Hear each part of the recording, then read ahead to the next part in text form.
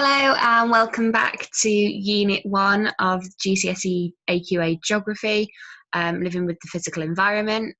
Today we are going to look at where and how our tropical storms are formed. Okay, so we're going to use the knowledge that we gained in last lesson all about global atmospheric circulation, and we're going to apply that to the formation of tropical storms. So when I'm talking about tropical storms, I'm talking about cyclones, hurricanes and typhoons. And they're just called different things depending on which ocean they form in, okay? So a tropical storm then is basically just an enormous storm that develops somewhere between the Tropic of Cancer and the Tropic of Capricorn, okay? So anywhere between sort of 30 degrees north and 30 degrees south of the equator. In the USA and the Caribbean, so in our North Atlantic Ocean then, or the Atlantic Ocean, we tend to call these hurricanes, or we refer to them as tropical storms. In the Southeast Asia and Australia, we call them cyclones. And then in Japan, the Philippines, we call them typhoons, okay? So some of these storms, they are just incredibly powerful. We have a scale called the Saffir-Simpson scale, and we measure the strength of tropical storms on that scale. So basically, anything over 74 miles per hour, wind speeds of over 74 miles per hour, is categorized as a hurricane, okay, or a tropical storm. And then from that point on, so that would be a category 1, and then from that point on, as wind speed increases, it starts to move up categories, okay? And obviously category 5 being our highest category are usually the most deadly tropical storms. Now, take that with a pinch of salt, because development also has a big sort of bearing on the deadliness of a tropical storm. If a category 5 hurricane was to hit Florida, for example, it's less likely to cause as many deaths as it would, for example, if a category 5 tropical storm hit somewhere like Myanmar, just due to the fact that building quality and things and preparedness is just so much more advanced in a HIC than it would be in a low-income country like Myanmar. So we know they're incredibly powerful. They cause significant levels of devastation to small islands, to coastal regions. We'll have a look at photograph B in a minute, but that shows damage caused by Hurricane Sandy on the east coast of the USA in 2012, and that was the deadliest, sorry, not the deadliest, it was the costliest and most deadly Atlantic storm of the year, which killed 285 people. So we can have a look. We've got boats obviously lifted up and taken inland. You can see debris, trees fallen, you've got power lines there have fallen as well, and there'll be a lot more damage that we can't actually see in the image. So we can draw on evidence from that image if we were to answer an exam question, something along the lines of using figure 2 or figure 1 and your own knowledge, explain the impacts of a tropical storm. You could say, so if we were to use the image, we'd say something along the lines of, in figure 1 or in figure 2, whatever number it was, I can see, say what you can see, damaged power lines. I know that damaged power lines would mean that properties would have been left without electricity for a sustained period of time until repairs can take place. This means that people who rely on electricity for medical equipment, such as I don't know, CPAP machines, or they might require just a refrigerator to keep their insulin in for diabetes, may have become incredibly sick. Therefore, or consequently, the number of secondary deaths may have increased, something along those lines. And then what you can say, because you've used the image, so using figure 1 and your own knowledge, so we've used figure 1, now we're going to use our own knowledge. So we're going to say another impact of tropical storms could be talking about damage to fresh water supplies. So fresh water supplies could have been damaged. This means that people would have had limited to no access to clean, safe drinking water, which means that people would have sometimes no option but to drink dirty, unsanitized water. This could lead to secondary diseases and infections, such as waterborne diseases like cholera, dysentery, typhoid. Therefore, secondary deaths could increase as a result of the tropical storm. So we've got some different structures, and we'll go through those structures in in sort of the exam skill series that we'll do that goes along with this course. But that could be the sort of question that you'd be asked to go along with this image. Okay, so tropical storms then. Map C, which is down here, shows us the distribution of tropical storms, okay? And we can see that most of them form sort of between the Tropic of Cancer, which runs along around here, and the Tropic of Capricorn, which is around here. So essentially, no higher than where we would see our hot desert biomes, and no lower where we would see our hot desert biomes. So no further north than that, no further south than that. And that's because we need heat. Heat is the driving force for a tropical storm. You need the sun's energy. And the reason being is that the sun, to get enough evaporation of water to fuel these storms, to fuel these clouds, these swirling masses of storms within the atmosphere, you need the ocean surface temperatures to be at least 27 degrees. Okay, and if they're not 27 degrees, you are not getting enough evaporation to sustain this storm.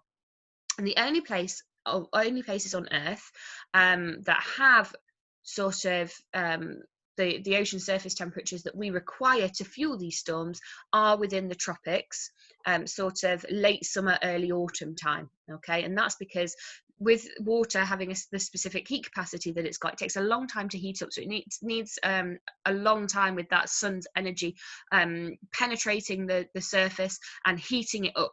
Okay, heating it up, it takes a long time, but it doesn't lose its heat very easily, so it holds it for a long time. And that means that it takes a while throughout the summer to heat up. It doesn't just initially happen, but into the autumn time, that ocean surface is still evaporating because it's still hot.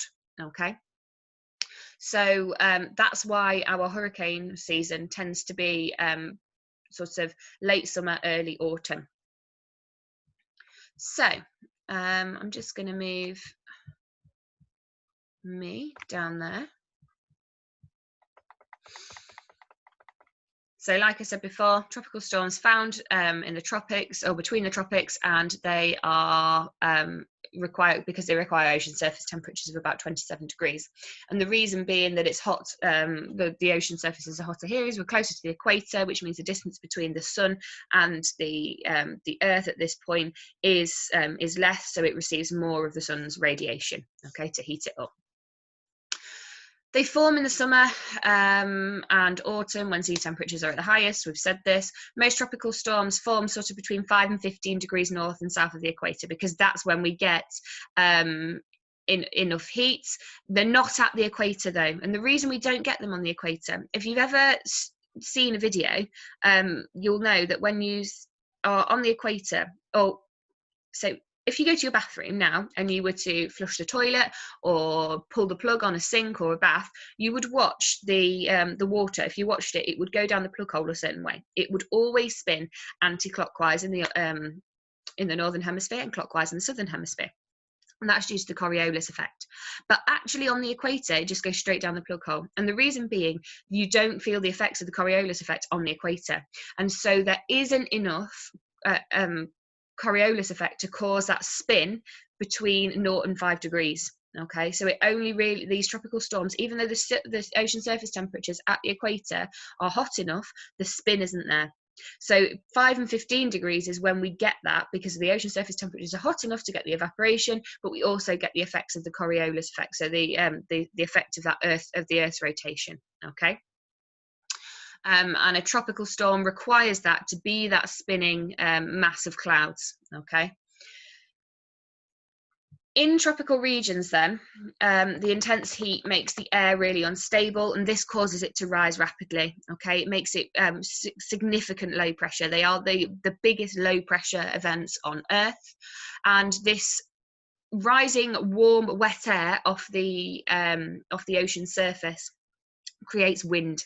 Okay, that movement of air upwards creates wind, so that's why when you've got really, really hot oceans, you get lots and lots of wind. That wind speed increases. So when you've got hotter oceans, you have more wind in your tropical storm, and therefore it's going to be a higher category tropical storm. Okay. So yeah, these conditions then are absolutely perfect for creating hurricanes. Tropical storm. So how do tropical storms form then? So we're not entirely certain what causes the formation of a hurricane, but it involves a sequence of events shown below. So it's important that we know, obviously, if we think back to a couple of lessons ago, or maybe last lesson, we talked about the presence of condensation nuclei in the atmosphere. So that's just like dust, ash, tiny little particles. And that's what you need for clouds to form. So these are floating around above our heads. And as this warm, wet air rises, because it's less dense, it clings, as it gets up into the atmosphere, it clings onto these condensation nuclei, and it cools and condenses, and this condensation builds up and gathers together as more and more of this warm wet air rises, and it forms these big clouds. Okay, so that's how the initial sort of the clouds form. Let's follow these steps. So basically, once you've got, you get that strong upward movement of air that draws water vapor up into up from the warm ocean surface, because it's that warm wet air is less dense. Okay, I can't speak. This evaporated air rises. As it rises, it reaches higher altitudes where it's a lot colder, and so it cools. And basically, this starts to form towering thunderstorm clouds, because you're getting so much of this of this rising warm wet air. It's a constant supply of it, so it clings onto that condensation nuclei, and these clouds grow really big and really, really tall. These anvil-shaped clouds, they're storm clouds. Okay, they're basically huge columns of clouds. As the air condenses, it basically releases heat, which powers that storm and draws up even more water from the ocean surface. Okay, so now we're getting huge updrafts of this warm, wet air, and this is creating wind. And several smaller thunderstorms then, they can join together. Okay, if they meet up, they can join together, and then they start to form a giant spinning storm. Now, the reason they spin is because of the Coriolis effect. Okay, so they start moving anti-clockwise in the northern hemisphere and clockwise in the southern hemisphere. And when the wind speed reaches an average of 120 kilometers per hour, so you've got that wind coming up from that rising air, and you've got the spin as well deflecting it, so it's causing this massive swirling mass of cloud, of wind, of rain. Okay, so when it reaches 120 kilometers an hour, or 75 miles per hour, then sometimes we classify it as 74, the storm officially becomes a tropical storm. Okay, the storm now develops an eye, so at its center. When you've got a small eye, so a teeny tiny eye, that's when it's spinning the quickest. Imagine you're on a roundabout, and the closer you are to the middle of that roundabout, the faster you are spinning, because you're going around a central point much, much quicker. If you were on the edge of that roundabout, you wouldn't be going as fast. Okay, so that so essentially, if you had a bigger roundabout, it wouldn't feel as quick. And it's the same principle with a tropical storm. If you are in a tropical storm with a small eye and you were spinning around the middle, you'd be going a lot quicker to go around the middle. Okay, it would feel so much faster, and that's essentially what's happening with a tropical storm then. So a large eye, it's not rotating as fast because it has to go around a bigger area to make one rotation. If you've got a small eye, it's going to go round a lot quicker, and this swirling mass of clouds and wind and rain is all going to be moving so much faster. As the storm is carried across the ocean then by prevailing winds, so because of the direction of wind, if we think back to the global atmospheric circulation then, I'll just move up to here and I'll show you. So just here, because we are thinking about the direction of wind movement, all our tropical storms, because they occur between the subtropical high and the subtropical high down here in this region, they are all moving from east to west in the trade because of the trade winds. Okay, remember that that's the way that the Coriolis effect deflects the Hadley cell. Okay, as it moves, which creates the wind that blows it from east to west. Okay, so that's the reason they all move that way. No matter whereabouts on Earth you are going, our tropical storms are moving in this direction. Okay, they're moving from east to west. Let's go back down. Just take a second.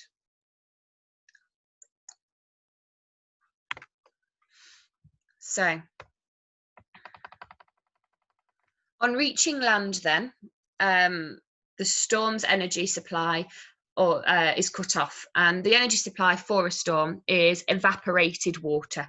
Okay, so if you are moving over land, then you have not got that supply of hot, warm, wet air that's rising off that off the ocean anymore to fuel the clouds, to fuel the wind, to fuel the rain. And so it very quickly sort of dies out after it's made landfall, but not before it's dumped all of that water and onto coastal areas and destroyed a lot of areas with wind, because the wind speeds are obviously so quick in tropical storms. So friction with the land as well begins to slow the tropical storm down, and it begins to weaken, obviously because it's been cut off from the sea. But if the storm reaches warm seas after crossing the land, it can pick up strength again. So we see this as it sort of travels over islands in particular, because the friction can slow it down. It can start to lose a bit of strength, but then it gets back out over the open ocean and picks up and gathers more speed. So here we can see we've got a diagram of tropical storm formation. So what we've got, you've already got your condensation nuclei in the atmosphere. You've got your warm, wet ocean of ocean surface temperatures of above 27 degrees. So you're getting lots and lots of evaporation. This evaporation of warm, wet air is being deflected by the Coriolis effect. So it's starting to spin. It's rising up. This warm, wet air is reaching the, reaching up into the atmosphere. It's a lot colder. It cools. It condenses around that condensation nuclei. Those clouds grow really, really big and really, really tall, and they there's so much water in there that it rains really heavily. You've got that constant supply of warm, wet air and that movement of water, of air into that low pressure system, which builds the strength of winds. The Earth's spin, or the Coriolis effect, determines how quickly it rotates, and basically anything above any wind speed in a tropical depression that moves up to a tropical storm, when it exceeds 74 miles per hour, so exceeding 74 miles per hour, so reaching 75 miles per hour, we classify it as a tropical storm. Okay, and they occur in the sort of late summer, early autumn, when the ocean surface temperatures have had enough time to heat up. Due to specific heat capacity, it doesn't happen immediately as we start to get warmer temperatures.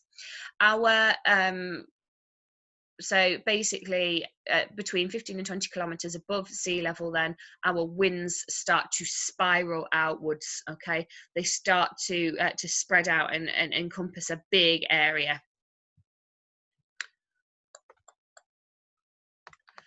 So as always, you can pause the video, have a go at these activities. MAPSE would be a really, this practice question down here would be really, really good.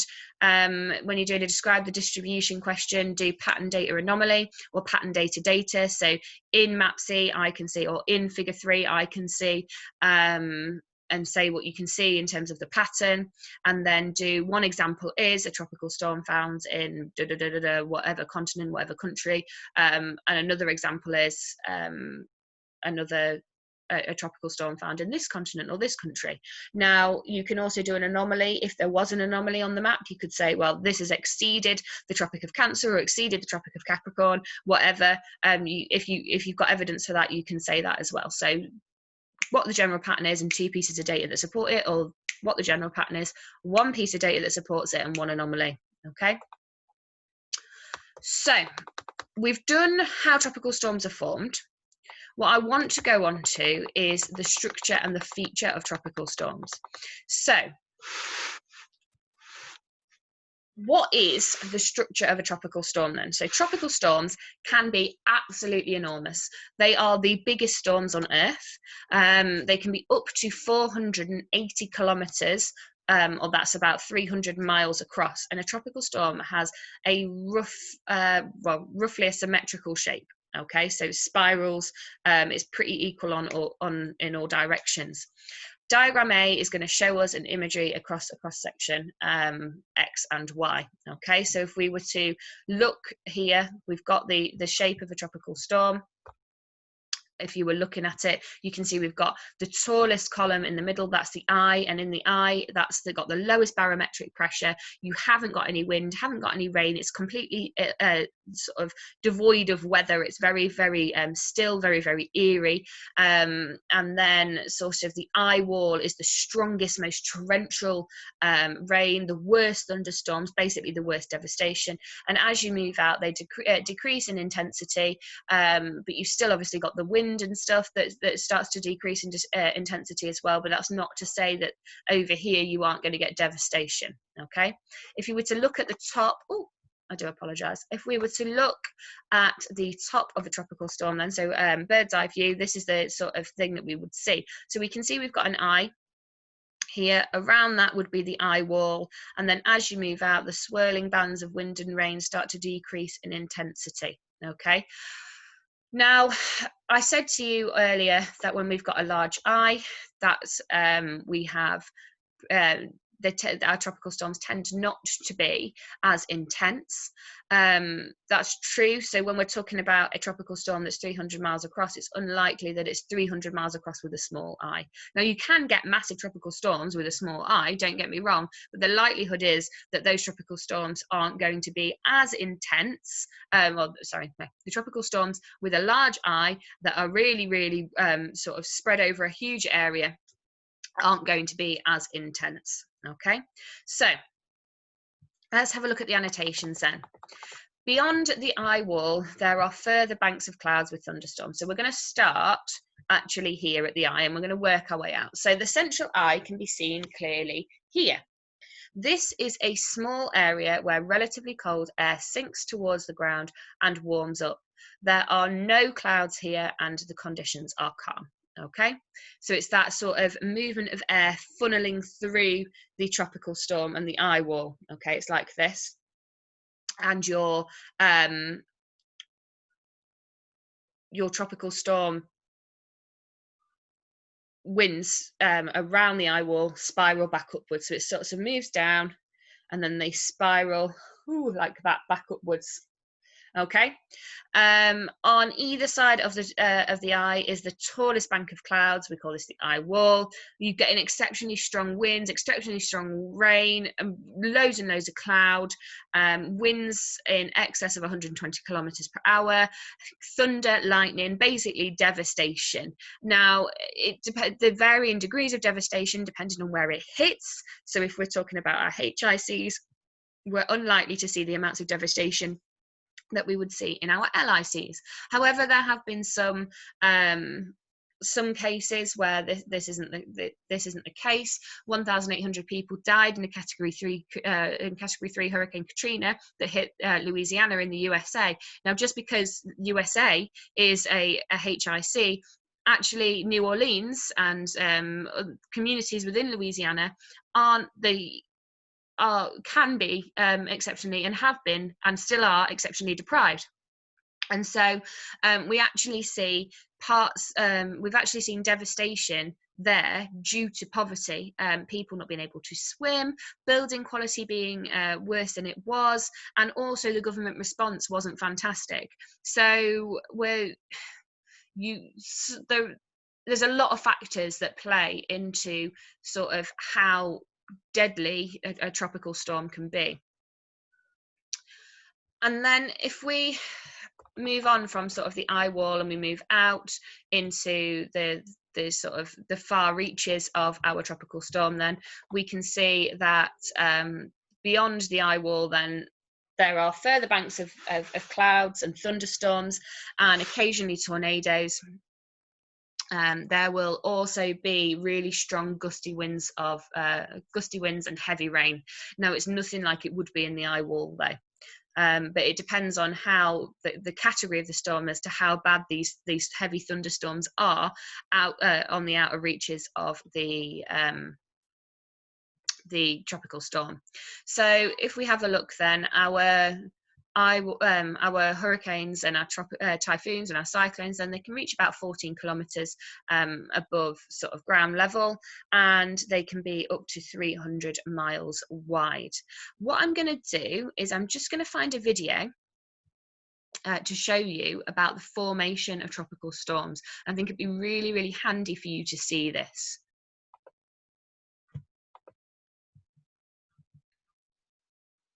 Okay, so I found the video I was talking about. It's going to show us a really good sort of animation visualization about how tropical storms are formed then. So let's have a look.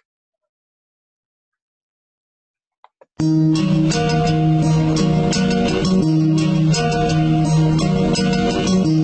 first thing we need, obviously, is that warm ocean. Okay, that warm ocean being 27 degrees Celsius, and a warm, steady breeze as well.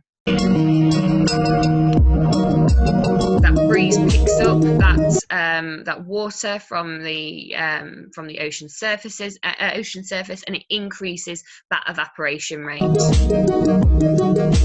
This is what creates the storm clouds. Okay, so that increased evaporation rate is going to increase the amount of water in the atmosphere that basically forms these storm clouds around the condensation nuclei. So we know that warmer air is less dense, it has more energy, it's more able to rise. So basically, this rising warm air causes the pressure to drop. So it's a low pressure event. So remember I said to you earlier on in the lesson, we were looking at, or to think about water running down a drain, running down a bath, sink, toilet, that kind of thing. And it spins in one direction in the northern hemisphere and another direction in the southern hemisphere. That is the direction then that tropical storms will spin in your hemisphere. Okay, so if it's in the northern hemisphere, it's going to spin anti-clockwise, and if it's in the southern hemisphere, it's going to spin clockwise. Okay, that's due to the Coriolis effect. So the low pressure then sucks in even more air around it, drawing these winds in, creating basically just this super storm that's being fueled by the evaporation of this warm, wet moisture, and is being sucked in and drawn in by the winds. Okay. You can see it spiraling towards the centre here because of the Coriolis effect. And that evaporates even more water in a spiraling action, and it also creates heat and faster winds. And this heat and the energy and everything makes it so unstable, and we get lots and lots of thunderstorms. We have a look, you can see sort of the devastation and damage that it can cause. And in the Atlantic then, a tropical cyclone is called a hurricane. In the Pacific it's a typhoon. And these are the most violent storms on Earth. Okay, just have a look at these images. They are getting worse, it's important to know, due to man-made climate change. So human-induced climate change is basically causing global temperatures to rise. This is causing global ocean surface temperatures to increase, which basically extends our hurricane season, so it makes it longer. because the water is hotter for longer because of specific heat capacity. It also means that they're going to happen more frequently because we've got hotter temperatures and ocean surface temperatures. And it also means that larger proportions of our oceans are going to be 27 degrees, or at least 27 degrees. So basically this means that they're going to affect a wider area, so higher. It might even go higher than the tropics and lower than the higher than the Tropic of Capricorn, lower than the higher than the Tropic of Cancer, lower than the Tropic of Capricorn. Okay, so it can impact. It's going to have massive impacts for frequency, intensity, and locality of where these tropical storms hit. So our warmer oceans are going to make these tropical storms stronger as well, because we're going to get more evaporation, which is going to create more wind. It's going to just basically be, is this perfect storm for creating a storm. So we said frequency as well, they're going to increase. People desperate, look, these particularly in our LICs, then when these tropical storms hit, they sometimes hit without warning due to lack of early warning systems and lack of protocol for being able to alert populations. And so people are left unprepared when these happen, and it basically increases the death toll. It means that more people are stranded because they haven't had that opportunity to evacuate. So it creates a bigger, more desperate situation. Okay.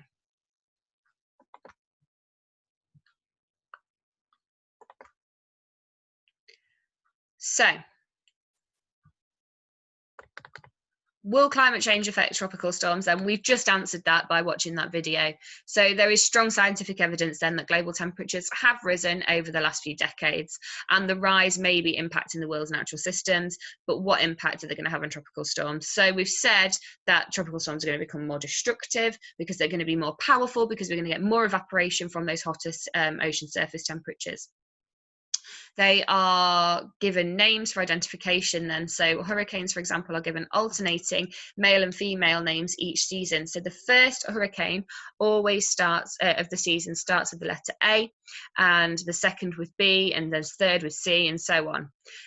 In 2016 then, the first hurricane was Alex, and then the second one was Bonnie, because it goes male, female, male, male, female, male, female, male, female. So Alex, Bonnie, Colin, okay?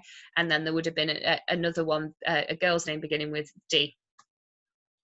Hurricane Camille in 1969 had the highest recorded wind speed, estimated at 304 kilometers per hour, or 190 miles per hour. So really, really strong. Okay. We are going to have a look then at another video. I'm just going to get that up for us. But what it's going to do is it's going to show us the a sort of a visualization of the different categories of storm and the damage that they would cause. And it's the damage that they would cause within a HIC country like the United States. Okay, so we can see the impact that's going to have on houses like what we would live in the UK. To some extent. Obviously, building materials are slightly different, and they build with things like wood, and we build with things like brick sometimes. However, the infrastructure and things are the same or similar, and so it's probably the best representation that we've got in video form. But as you can see, as wind speed increases, the category of storm increases, and we know that as wind speed increases, sort of the power of that storm increases. So I'm just going to get that video for you now, and we'll get going then. So this here is a video from the Weather Channel, and it's going to show us sort of what each category storm would do to a typical house in the USA. And he's just listen to how he describes this. With a Category 1 storm. And the damage here, not too bad. A couple of shingles fall off, you can have some palm fronds bending in the wind, but everything basically remains intact.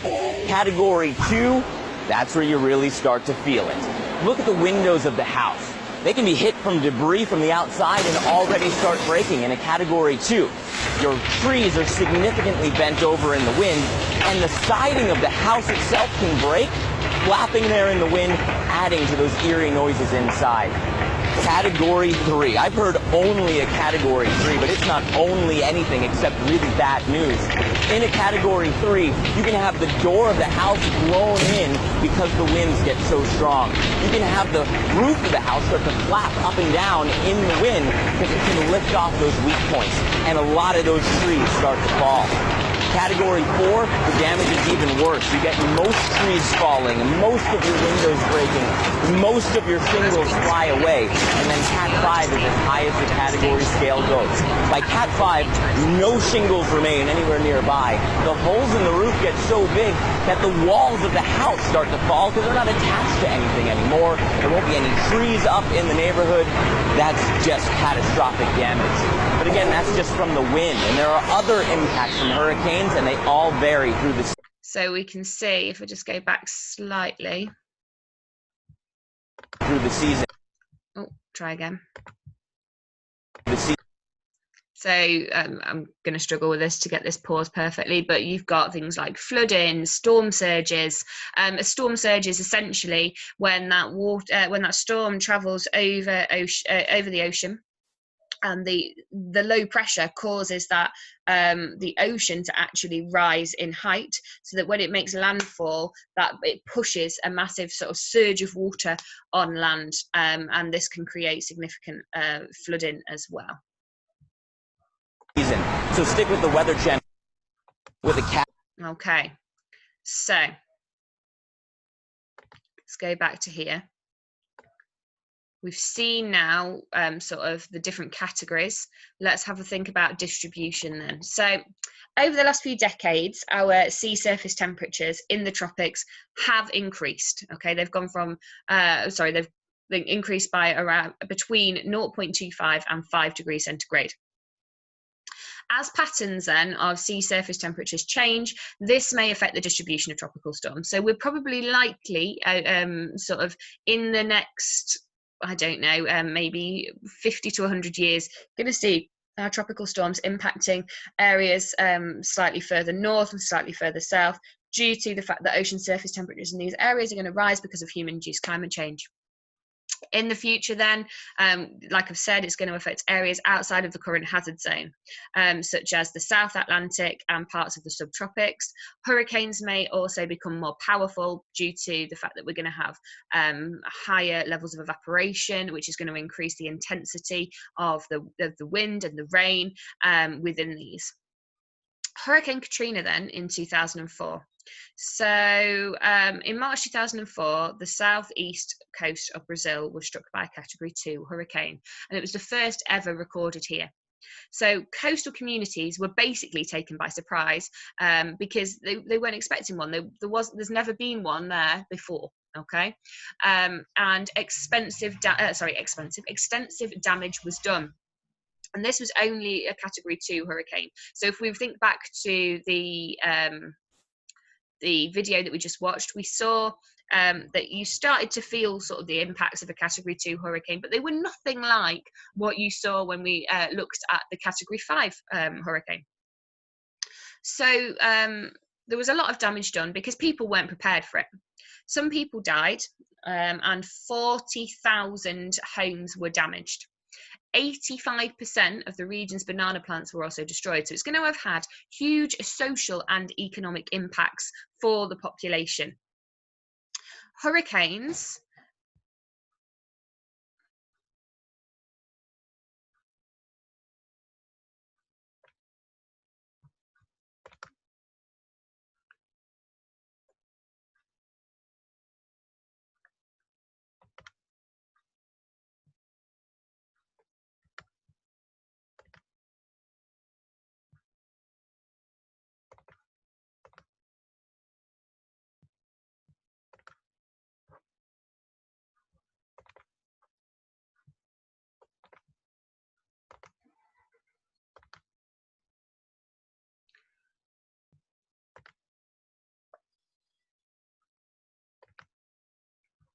So sorry about that.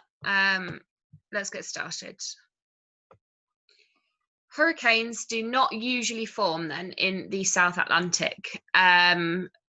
If we have a look at map C on page 24, we'll see sort of the general distribution of where they occur.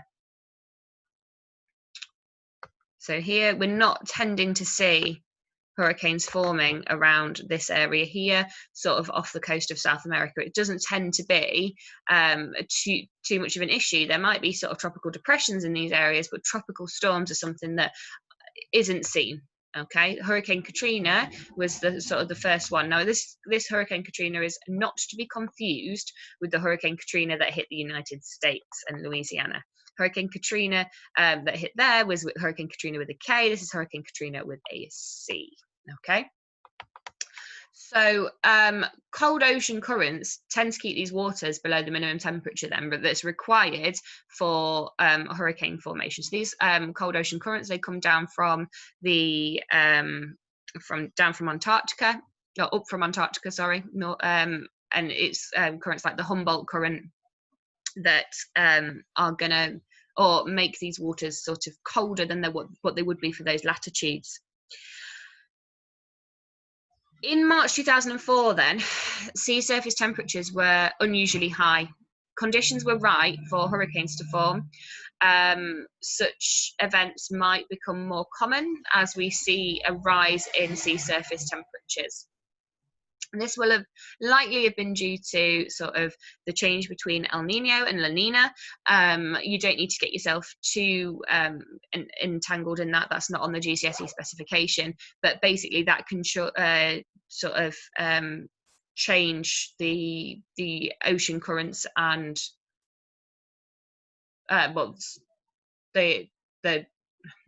it can have an impact on thermohaline circulation and change how ocean currents are transported around that region there. So frequency then, graph B shows the number of hurricanes recorded in the North Atlantic since 1878. 6 of the 10 most active years since 1950 have happened since the mid-90s. Some computer models indicate that the frequency of tropical storms may decrease in the future, but their intensity might increase. Okay, so what we are seeing then, hurricanes reaching the USA, looks pretty sort of stable in terms of it has the figures haven't really changed too much. But if we start looking at total hurricanes, we are seeing that they are starting to increase them between 1960-ish and 2020. And if we think about intensity, you can also see that as the years increase towards the present, then we are getting higher sea surface temperatures, and the power dissipation index, so a measure of the hurricane's intensity, is also increasing in correlation with the ocean surface temperatures. So we know that when ocean surface temperatures increase, the strength and the power of those tropical storms also increases. And the reason ocean surface temperatures are increasing so dramatically is because of human-induced climate change. So have a look then, as always, pause the video, have a look at the activities, please do them, and I will see you in the next video.